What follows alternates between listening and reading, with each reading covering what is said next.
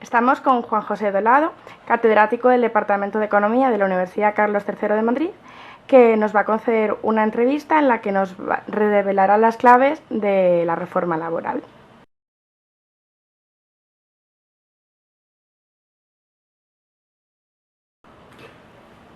Bueno, vamos a ver, cuando baja el precio de algo, se demanda más. En el caso del despido, si baja el precio del despido y estamos en una situación de recesión, aumenta el número de despidos.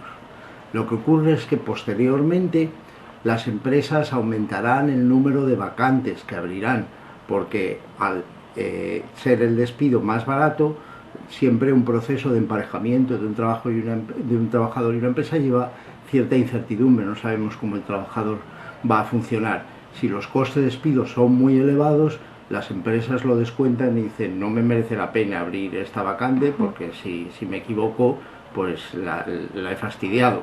Cuando los costes de despido son bajos se abren muchas vacantes, aumenta mucho el flujo de creación de empleo, pero a corto plazo lo que va a aumentar es el flujo de destrucción de empleo.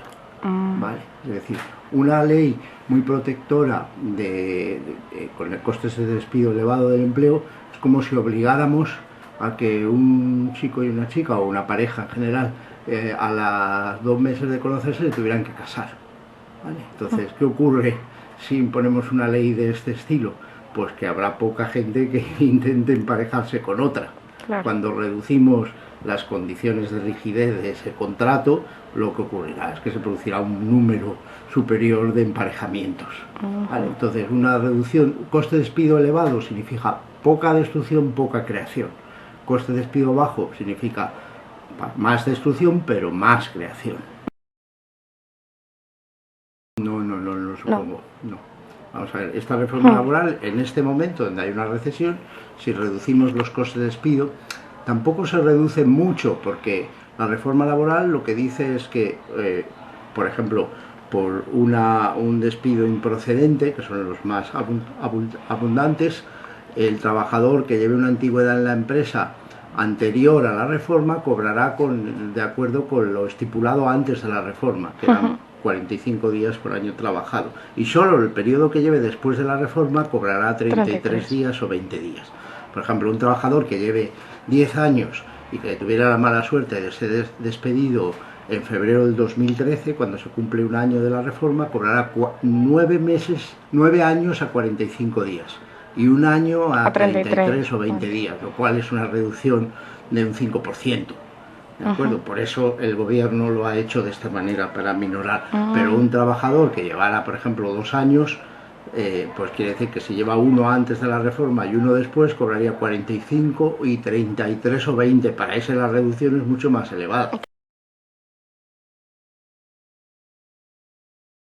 Yo creo que, vamos a ver, hay una cosa obvia y es que las regulaciones laborales que tenemos en este país no funcionan, porque somos los campeones del mundo en la creación de empleo cuando van las cosas bien y los campeones del mundo en la destrucción de empleo cuando van las cosas mal. Tenemos un mercado laboral bulímico, es decir, somos capaces de absorber y devorar trabajadores sin fin durante las expansiones y luego echarlos, vomitarlos durante las recesiones. No hay ningún país en el mundo que tenga estas características. Luego hay dos posibilidades: o nuestros empresarios son diabólicos, cosa que no creo, porque el empresario compite con otros empresarios de otros países del mundo y por tanto si fuera diabólico las cosas no le iban a ir muy bien, o nuestras regulaciones son muy malas, y las regulaciones yo creo que sí que son muy malas. Entonces esta reforma yo creo que a medio plazo será relativamente buena, aunque tiene un grave problema, y es que no aborda el problema fundamental, y el problema fundamental que el mercado de trabajo en España está segmentado. Hay unos puestos de trabajo que están muy protegidos, con costes de despido elevados, más por formación, etcétera, y luego otros puestos de trabajo que estos son los indefinidos, los temporales, que están muy poco protegidos, con poca formación, etcétera. Y eso no lo aborda.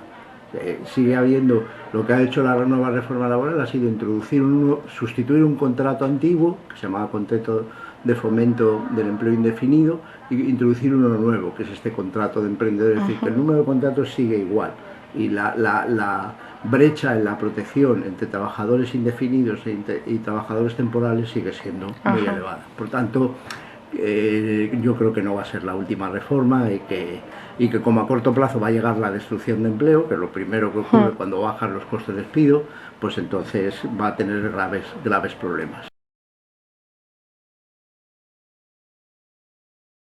No, pero ha habido 3 millones de personas que han perdido su puesto de trabajo. Es decir, algunos se pueden sentir preocupados, pero hay 3 millones que se deben sentir muy preocupados porque han perdido su puesto de trabajo. ¿Por qué han perdido su puesto de trabajo? Porque la negociación colectiva es de tal manera en España que lo que incentiva es que cuando hay una recesión, los costes del trabajo, los costes laborales, los márgenes de precios, etcétera, se mantengan estables y todo el ajuste sea a través de despido. Por eso el mercado laboral español es bulímico, tiene esa característica. Hay otra parte de la reforma laboral que intenta desmontar la estructura actual de la negociación colectiva, y si lo consiguiera, los costes de despido serían, los cambios en los costes de despido serían bastante irrelevantes, porque quiero decir, ¿qué es el coste de despido? El coste de despido es una indemnización, aparte por despido discriminatorio, porque una persona pues esté embarazada, o sea de un color, o sea de una etnia, o sea de un sexo, que eso es discriminatorio. En general es una indemnización al trabajador para que cuando las cosas van mal, cuando sea despedido, tenga una renta más elevada y pueda mantener su consumo anterior.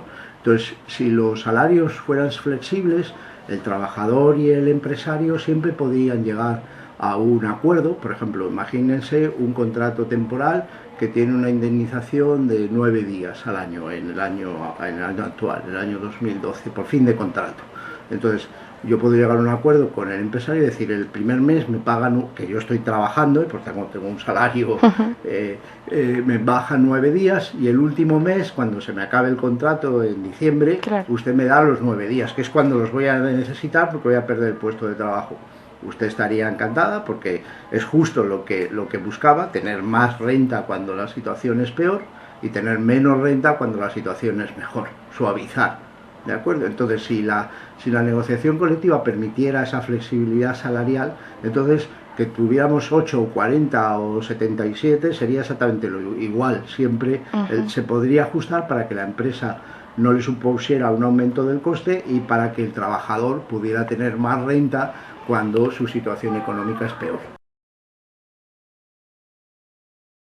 Yo creo que lo que es para acometer el problema fundamental, que es este de la dualidad de la segmentación, un grupo de economistas, entre los que yo me encuentro, hemos propuesto lo que se ha venido a llamar contrato único, pero ahora le llamamos contrato de igualdad de oportunidades. Es decir, como el problema está en que tenemos diferentes categorías de trabajadores que comienzan su carrera profesional, unos en la línea de salida y otros 100 metros por detrás de la línea de salida, a igualarlos, y por tanto que haya un único contrato que aumente sus indemnizaciones ligeramente con la antigüedad en el mercado de trabajo. De hecho, hemos propuesto que el contrato de emprendedores, que tiene ahora un periodo de prueba de 1 año, se utilice como un experimento para ver cómo funciona este contrato. El contrato de emprendedores es un contrato indefinido, que la empresa tiene una serie de indemnizaciones que recibe si mantiene al trabajador 3 años. El primer año le paga 0 días, pues es un periodo de prueba. El segundo año, si lo echara, te tendría que pagarle 20 días y el tercer año 20 días. Es decir, que al cabo de 3 años 40 días de salario. Nosotros lo que proponemos es que empiece el primer año con 10, el segundo con 15 y el tercero con 15. De tal manera que 10 más 15 más 15 también son 40 días. ¿Qué ocurriría? Que cuando acabara el primer año, si le extiendo el contrato al segundo año, el aumento de coste sería 5 días, que es muy poquito, mientras que ahora es de 0 a 20, que es muchísimo. Vale, entonces, ¿qué va a ocurrir? Que después del primer año mucha gente se va a ir a la calle y van a contratar a otros con el mismo contrato, un periodo de prueba. O sea, que es una lógica bastante impecable, y eso es lo que hemos solicitado, lo que se llama el contrato de igualdad de oportunidades.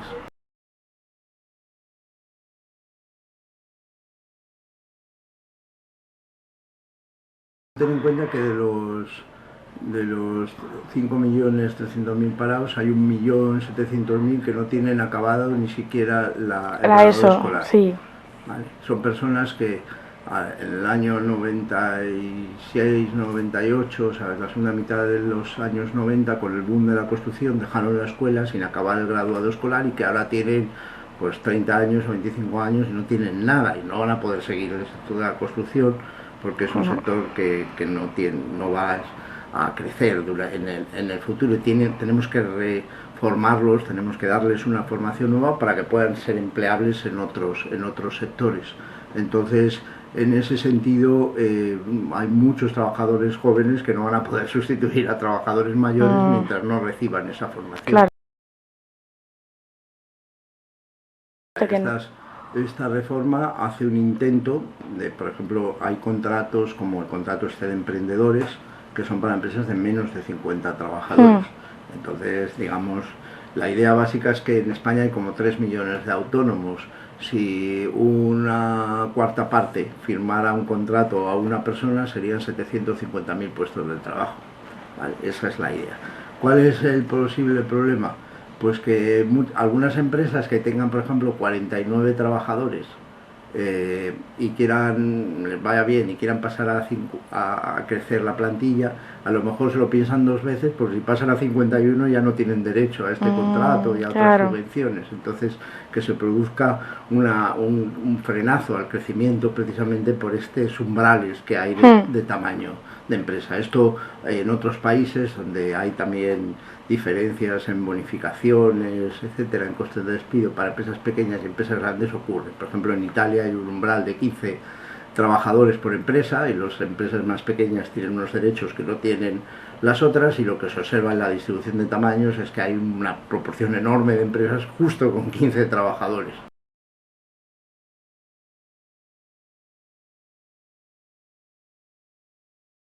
No, yo creo que las comparaciones son absolutamente genuinas, porque uno a veces se argumenta, bueno, la estructura productiva de la economía española, con mucha construcción, etcétera, pues hace que la caída del empleo en esta crisis ha sido mayor. Pero entonces la pregunta que hay que hacerse es por qué en España se invierte más en ladrillo que en otras economías.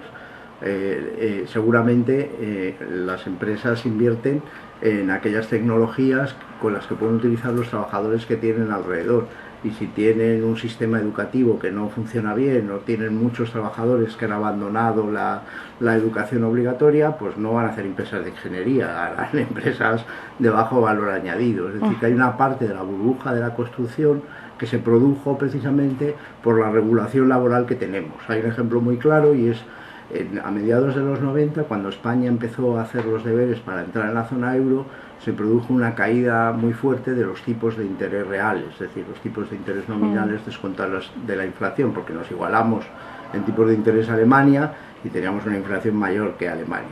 Entonces hay dos países, Finlandia y España, que tuvieron la misma caída de tipos de interés real. Entonces, o sea, que tuvieron la misma shock, la misma perturbación que les empujaba a los inversores a invertir, porque si el tipo de interés real es negativo, lo que voy a recibir después de pagar los préstamos es más de lo que tengo que pagar. Claro. Entonces, en Finlandia se especializaron en TICs, en Nokia, que ganaba muy bien, en Microsoft, etcétera, etcétera, y en España nos especializamos en ladrillos. ¿Por qué? Porque el sistema educativo que hay en Finlandia, en las comparaciones internacionales, sale como uno de los mejores del mundo, y el nuestro como uno de los medianos. O sea, que no somos diferentes, somos iguales, respondemos a incentivos que son diferentes.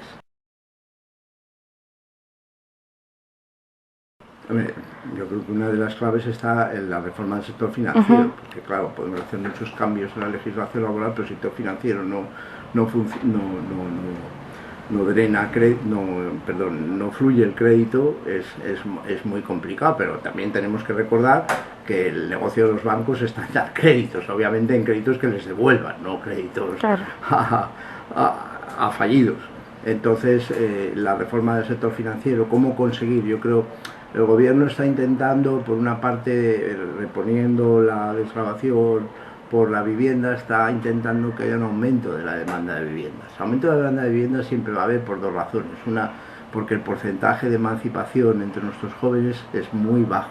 Es decir, entre 25 y 35 años, el 66% de los jóvenes viven todavía en el hogar. Y en algún momento tendrán que dejar el nido. Y en segundo lugar, porque con el proceso de envejecimiento y el mal funcionamiento de nuestro mercado laboral, mucha gente piensa que lo único que les puede dejar a sus hijos es un piso.